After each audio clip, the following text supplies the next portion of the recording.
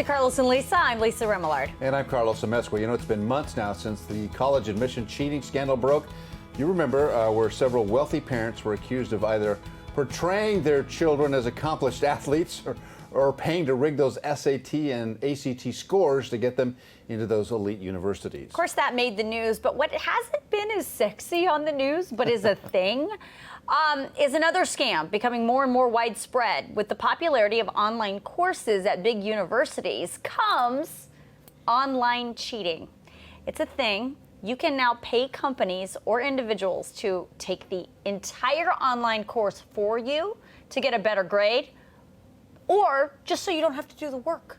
Yeah, because you're completely anonymous online, right? Because of anonymity on the internet. There's no way for the professor to really identify the students with a face.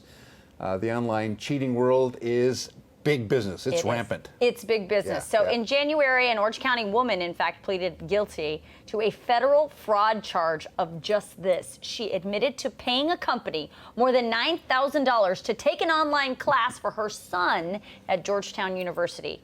And what caught her is when the kid got a C in the class from the company that she paid.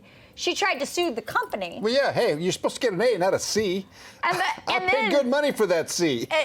Right. So then that's how this all came to be. Oh, by the way, that company was owned by William Rick Singer, the same guy at the center of the college admissions scandal. He had his hands in everything. Well, this guy. yeah, he's kind of controlling the entire business there. But okay. Yeah, but he's not the only one. He's not the only company out there. There's lots of like him. So we did a quick Google search and found this. Searching, very simple. Take my online class for me.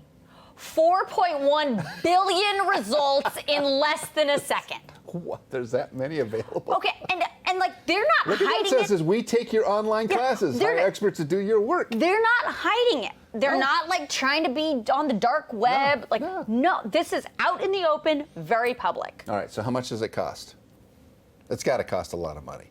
They're making millions, right? They're making millions, but it's not that bad. Oh, okay. It's nowhere near $9,000, in fact. This site has full classes at about $100 a week with a guaranteed A or B grade. Look at that. You could pay, just for a paper or to do a project or to do even just your homework. 29 bucks? Wow. Isn't that? I used to pay $5 for somebody to type my reports. $5 a page. Well, okay, but not do the work for you. No, I would do the work. I did all the work.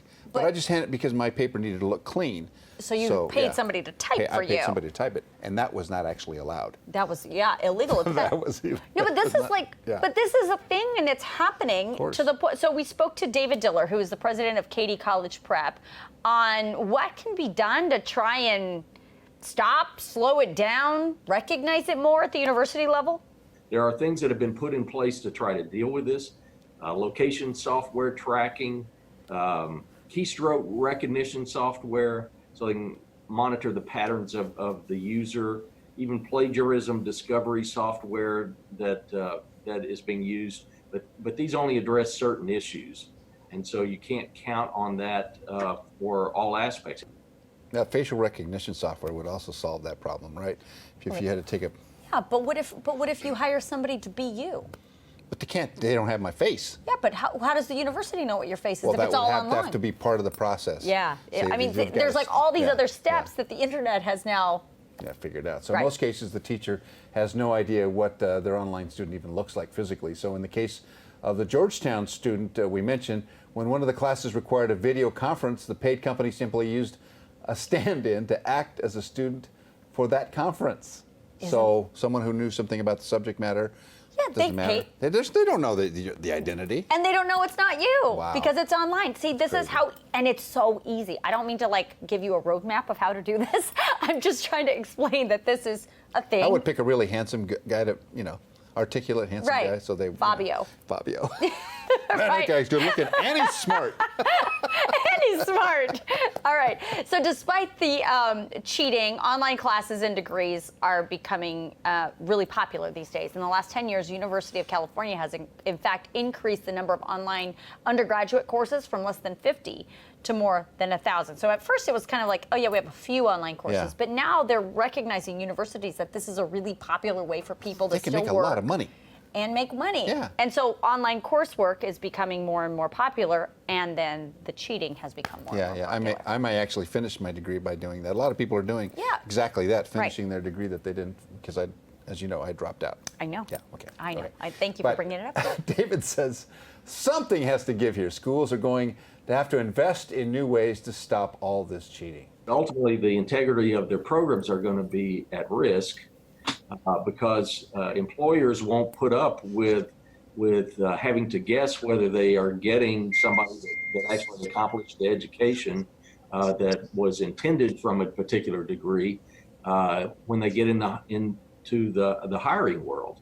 And society is frankly the one that is ultimately at risk because we're sending people out who are not really prepared to deal with the tasks that they are purporting to be able to handle. Imagine learning technical stuff in school, but because you didn't take the course, you're asked that question in an interview and you have no idea what they're talking about. Yeah, or you cheated your way through it. You're a complete fraud. You have no idea what you're doing. You have no expertise, no even point of reference at all. Right. Well, I mean, that's scary. Absolutely. Yeah. And then it hurts your chances of employment later. So who's really winning in?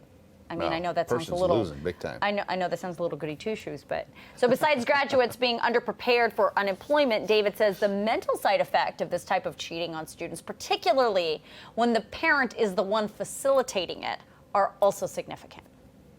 I find it to be very sad, actually, because what the parent is saying is, I don't have confidence in my child. I don't believe in their capability. When we look back at the over 70,000 families we've worked with over the last 30 years, we poll them, and especially the ones that have had just outstanding students, and ask them, how did you raise such a successful student? And almost without fail, they point back to allowing them to fail and deal with the consequences. Yeah. If you don't fail, you don't learn. So, you've got to learn some lessons in life, and by trying to smooth the way for your child, the child's not getting any kind of an education. Well, that was the entire argument of the whole college admission cheating scandal. Yeah. That was one of the things, one of the big storylines was how are these people going to... My dad kicked me in the butt and said, get out there, figure it out yourself. That's what happened with Moron. me too. So if you're wondering what the legal consequences are for cheating on an online course, in the case of the Orange County mom, she could be facing up to 20 years in prison because it's a federal charge, though. And it's still unclear at this point if the kid's degree is going to get revoked because of it, but I would assume probably yes. So you're saying cheating doesn't pay? Cheaters never win. Do you remember that? Yes, of course. So listen, we're just pointing out that it is a thing, it is available, it is out there, but there are consequences to it. Yep, they have figured you out. They have figured you out. Cheat. If we're doing a story about it, everybody's figured it out at this point. Seriously. All right, we'll take a quick break and we'll be right back.